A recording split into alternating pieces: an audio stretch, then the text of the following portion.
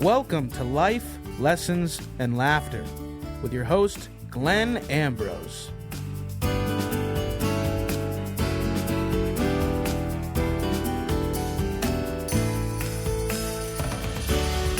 Hello, welcome to the show. So we are doing a podcast on should. Should is a dangerous word. We haven't done a podcast on just one word in a while, and usually it's like love or fear or Forgiveness. forgiveness. Yeah, like those are usually the one word ones. Yeah. Should. So I was talking with the client, and I don't even remember what we were talking about, to be honest, but I was kind of going off on this word should. And because I see it come up in a lot of situations where there's non-action. So I said something like should is a hypothetical form of non-action. I think that's what I said. If it wasn't, I was something real close to that. If it wasn't, that's what you mean. That's maybe. So it's just, it was just, stuff flows out and I don't know where it comes from. And when it's good, I know it didn't come from me. So it came from something smarter than I. I can attest. I said I can attest to that. Yes. So yeah, it definitely ain't me. So the word should, a lot of times I used to see it in personal training a lot. People like, you'd be like, hey, like when I first started personal training, I used to have to sell my own personal training sessions, so you'd meet somebody, you sit down, you try to sell them some personal training, and try to tell them why it's good for them. And a lot of times they'd say things like, well, I should be able to do it myself. But you can't, but are you? Well, I haven't yet, but I should be able to. I should really do better with the way I eat. Yeah, well, are you? Well, no, but I should. Yeah, so it's just like, if it should is just, it's something that we say, and there's enough clarity to the things that follow the word should. I think that tricks us into thinking that we're actually doing something. That makes sense. It's like, oh, well, I've gained clarity on this situation. What I really should do is I should really go to the gym. And if we say it forcefully, then it's really good. I should really do that. Yeah. You know what? I should. You get all excited because you should do something. It's nothing. Shoulding doesn't accomplish anything ever. Doing it is wonderful. Shoulding doesn't. It's like you either do stuff or you don't. Well, there's also the opposite, right? There's the opposite where you're judging yourself with the word should. Right. I should be able to, I should be able to do this myself. Right. Should have done. Right. I should have been able to do this. I should be able to take care of this or whatever. Right. And what that does is it gives you the ammunition to stay stuck. Right. So you say, well, I should be able to do this myself. So I just, it's that. So there must be something wrong with me because I didn't do it. So therefore I don't have to, or it's just this, I always say that, like, that fear lives in the unexamined space, and should is an unexamined space. It doesn't go far enough in one direction or another to actually accomplish anything. It's just like, we said we should something. So that means it's some sort of conclusion. It's not. There is no conclusion. There's no plan to fix it. There's no enthusiasm to do it differently, or or if there is, it doesn't matter anyway, because you're not talking about doing it. You're just talking about should doing it.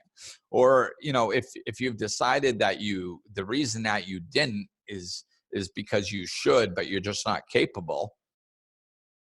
Well, that doesn't do anything either. I'll beat myself up because I should have done that. Well, I got an idea. Instead of beating yourself up for not doing something that you should, why don't you find a way to do it instead?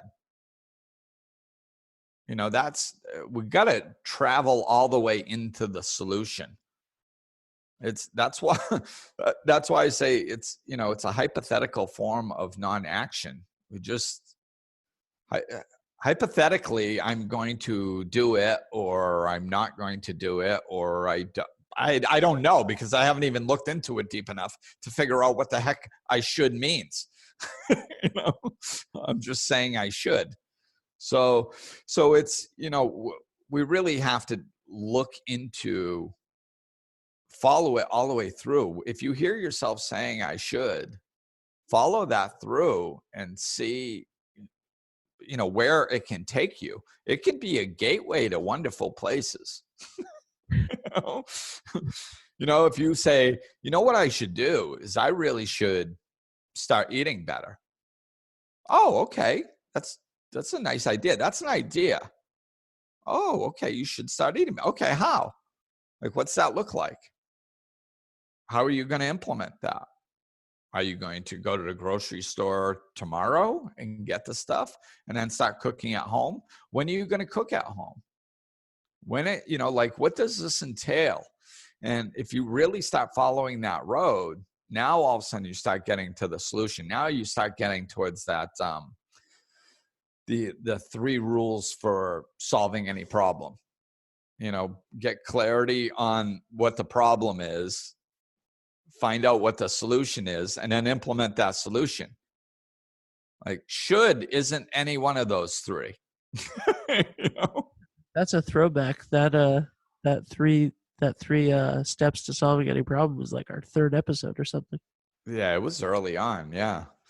So yeah, that's it. It's the, anything other than those 3 things, it doesn't solve a problem. We spend a lot of time navigating our way around staying stuck. And should is one of those ways. Should can either make us think that, we're excited, so we're going to do something even though we're not, because we don't have any plan, or it can beat us up and prevent us from taking the steps because you should be able to do it on your own. Well, so should is about expectations, right? Should is either the expectation you have for yourself or the expectation that other people have for you. Like, the word tied directly, I feel like, to this thing of expectations and judgment. Right. Expectations and judgment are just they're pulling on either side of the word should. Yes. Like that is should breeds or is bred from expectations or judgment. Yes, it's an egoic word. It's all based around ego. If we're, we talked about saying it about ourselves, but, like you just said, it's, we use it on other people even more. Yeah, they should do that. Yeah, they should do that. We have no idea what they should do. We don't know what they've been through. We don't know what their capabilities are. We don't know what their incapabilities are. We don't know. We have no idea about anything about that person. It's like, homeless people are perfect. They should just get a job. Oh, really? Do you have any idea why they're there? And maybe there's some of them that should just go get a job. Maybe, but you don't have the information to make that decision.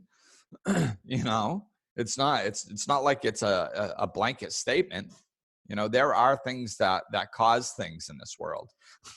So, a lot of times, it's like, drug addiction and stuff is so misunderstood. It's getting more understood, thank God. But, people look at it, oh, they should just stop. Well, yeah, of course they should, like, but they can't. That's the whole problem. Like, if people were sitting there with a drug or alcohol problem and said, hey, you know what? I'm destroying my life and the lives of everyone that I love, and everything's falling apart. What I should do is just stop. And then they're capable of stopping. We would literally have no addicts or alcoholics on the planet. Not one. Because it's pretty obvious that you should stop at some point, but there's more pieces to it than that. There's something that's preventing them from doing that. And that's what needs to be dealt with. So it's such a judgmental word. Like you said, we can sit on the outside and it's a form of complaining. Well, it should be like this. Right. Or we're judging ourselves. Right. Which is even. Should be doing this. We should be. Yeah. I don't know which is worse. I guess they're both equally as bad, Judgment, another one of the original episodes of the show from the first 15 or so. And not having expectations. I mean, is there ever a time when should is a good word? I don't think so.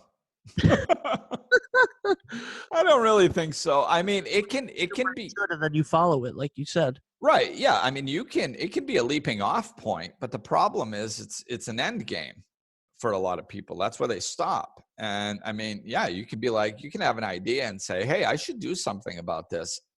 And then if you follow that thought and actually figure out what you should do about it and take the action, well, now you're onto something. Now you've got a solution. But you just can't stop there. That's the problem. It's, like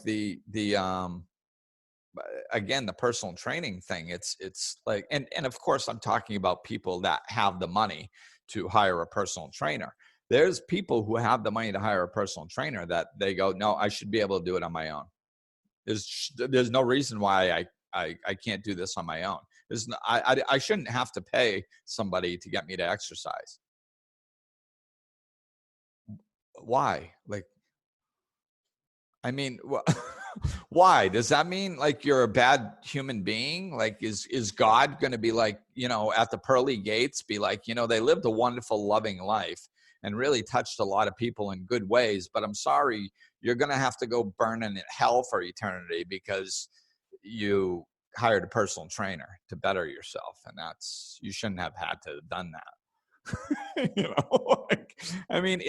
We get so caught up in these, like you said, expectations of what we should be able to do and what we shouldn't be able to do. It doesn't really matter if you should or you shouldn't. What matters is, are you or are you not? That's what matters.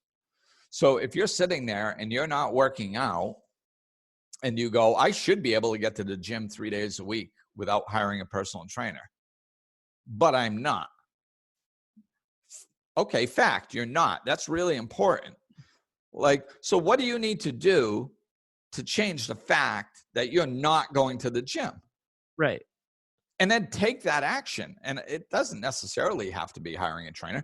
You can pack your gym bag and put it in the car. You can, write out a schedule, figure out when you're going to go, and then make sure you do. You can hold yourself accountable. But if you try doing all those things and it still doesn't work, then keep looking for the solution instead of settling into, oh, I should be able to figure out a way to do this on my own.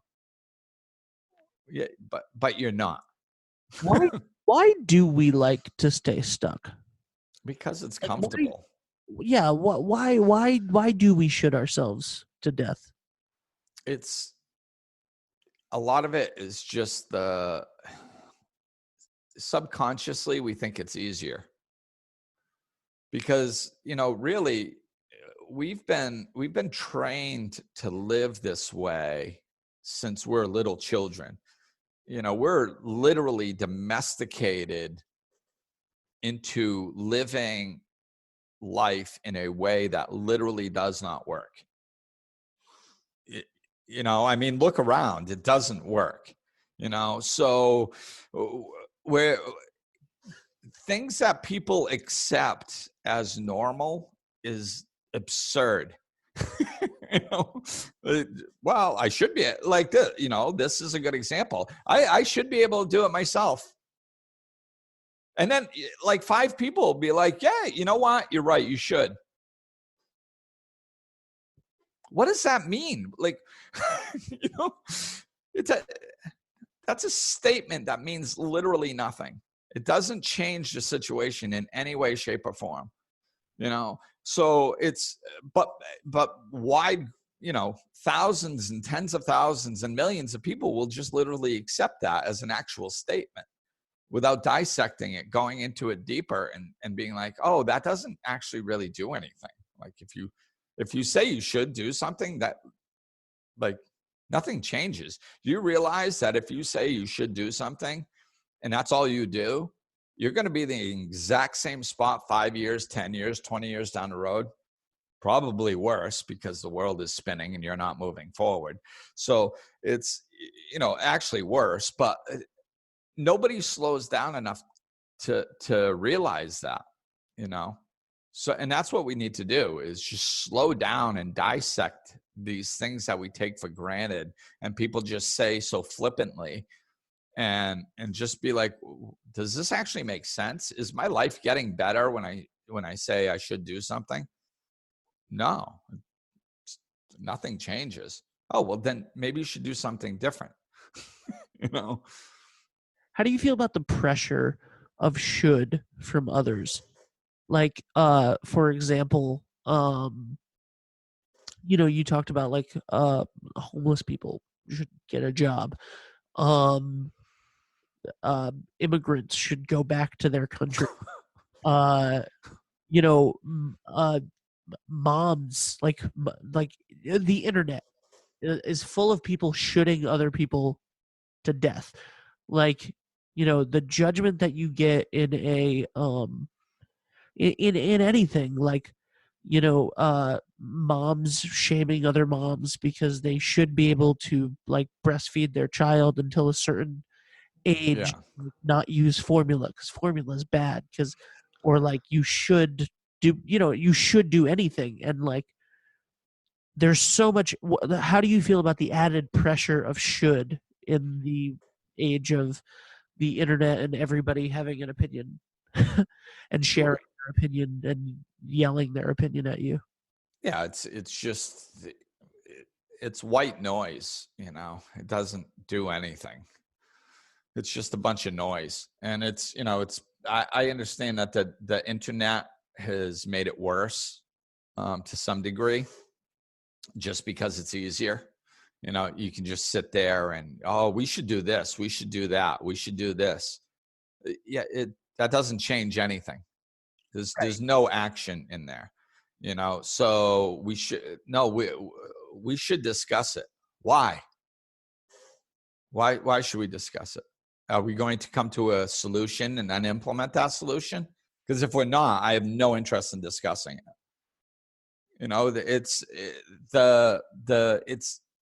It's judgment. We need to, one of the founding things that is the problem in this world is that we don't give people space to be who they are. We think that we're all supposed to be the same, and we're supposed to think the same, and we're supposed to do things the same. And we're not. We're literally not. It's just, there's 8 billion of us, and we're all supposed to be different. It's the whole point of it. Like, that it's the whole point. I kind of stumbled on this idea. I think that there's a reason that that it's not natural to have children with your family members. Like this is part of nature. Like if if brothers and sisters are having kids together, nature will actually kick out birth defects in a lot of situations, because nature is kind of saying, hey, not really the direction we wanted you to go. So what that,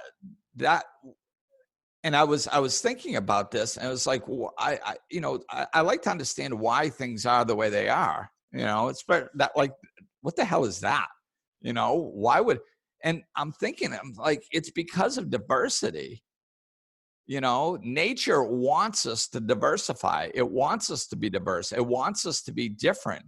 So much so that one of our core instincts is driven by making our species different. That like nature is pushing us in that direction. So it's like, I think that's a foundational principle, is that we are supposed to be different. And unconsciously, what we think that everybody is supposed to think and be like we are, and we're not. We don't know everything, man. We don't know anything. One of the coolest spiritual principles is that, the more you understand, the less you know. Like when you get that, when you start heading in that direction, that's when you're really standing on some firmer spiritual ground. This is why I said earlier, like when something really good comes in, I know it ain't me.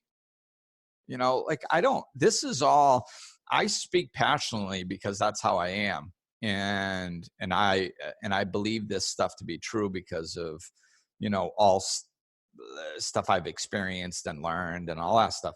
But I mean, I could be completely wrong, and 90% of it, I don't know. Like, who am I to say?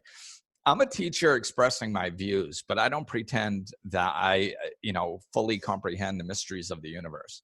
I just speak the way that I see things, and people that connect with it, it's helpful. It's helpful for their lives, and that's why I do it.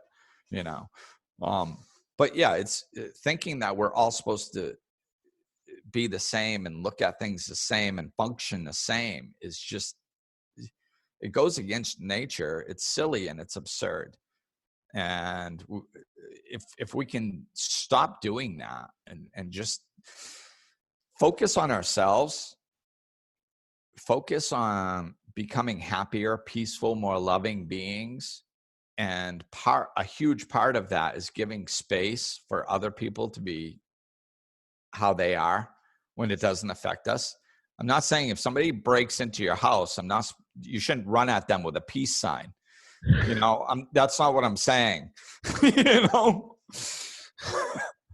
You can defend yourself. I mean, there's times when to take action.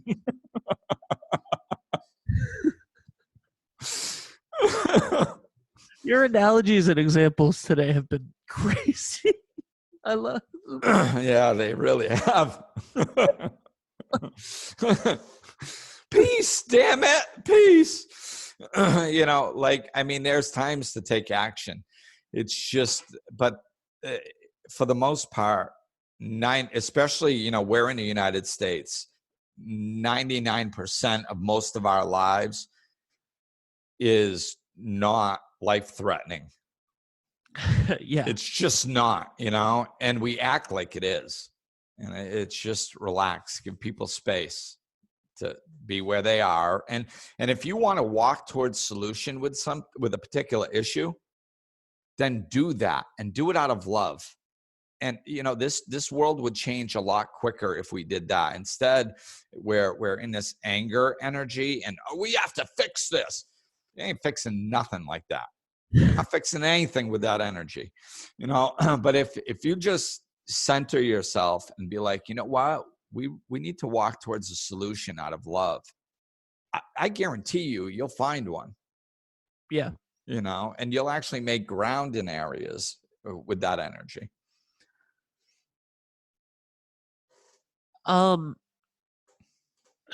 Well, I would, should we, I was trying to make a pun on should, and I don't want to now. Of course, like I should do it. How do you detach from other people's shoulds?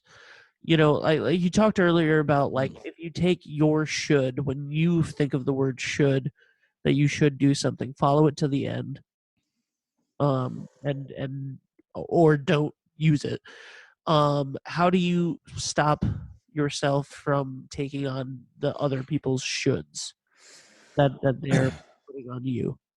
Yeah, no, that's a good point, and it takes care of a lot of things that are attached to this. It's really standing firmer in your reality. This is why all work is self-work. It's because the question is, how can we stop outside influences from affecting us? And subconsciously, our mind says, see, there are outside influences affecting us that are outside us. They're external. How do we control external circumstances? And the answer is that you never control external circumstances. It's, the answer is it's always inside work. It looks external, but the only way, there's two ways of going after this. One works and one doesn't. And one way is going, okay, we're going to, I'm going to be your teacher and I'm going to try to teach you how to control other people so they don't say things that upset you. If any teacher ever says they can do that, please walk away because you can't. I mean, how can you possibly control what everybody else does on, in the world towards you in order to arrive at a happy place? You can't control everything outside of you to feel happiness inside. And that's not where it comes from anyway. So the more you work on yourself, the more firmly you can stand in your truth, then somebody can say, they can should you all day long and it doesn't really matter, because you just stand, it doesn't affect you. Somebody says, oh, you should, you should really do your podcast different. No, I don't think I will. Because this is just authentically me and I enjoy it. And, the people who like to listen to information in this particular way, they enjoy it too. So I'm going to do it like this because I enjoy it and the people who are supposed to connect with are enjoying it. That's my perspective. Now, somebody can sit down and try to change my opinion on that for 2 hours. And they're going to land right in the same spot as when we started. Because that's just how I am. That's something somebody else said isn't going to change my opinion on it. I mean, if they have some good points, I might try to listen if I'm in a good mood. But it's like the firmer we stand in our own truth, the less all this stuff matters. Somebody can be like, oh, you should do that. Nah. Oh, yeah, let me tell you why. Well, no, you're telling me why you should do it. You're not telling me why I should do it or why you think I should do it, which doesn't really matter because it's not your life. Last question, because we should wrap up this podcast soon. And that is there a word? Well, will we follow that through to the end, Ben? Will we wrap up this podcast soon? Yes. Okay. We will, because there's only so much storage space in a month. Yeah. So we will. I mean, sometimes we go over a lot, but we probably will wrap up soon. Anyway, last question: is there a word that you would replace should with? I will. I think it's, kind of how we touched on earlier. Should, I mean, there's no power to a word. So the actual word should is not necessarily anything wrong with it as long as it's a stepping stone somewhere. And that's what we need to, remind ourselves and train ourselves. If I hear that word should, I need to go further with that. That's just a bridge somewhere, So where is that bridge leading? I need to figure that out and follow it all the way and either decide to take action or not to take action. And if what you're doing isn't working for you, you shouldn't keep doing that. You should find another way to do that. You should follow it further. But sitting in that space of I should just never accomplishes anything. So don't worry about what you should do and what you shouldn't do. Worry about what you can do and what you can't do. And if you can't do something and there's an accomplishment that you want to reach at the end, then find a way to get there. It's like there's obstacles to everything.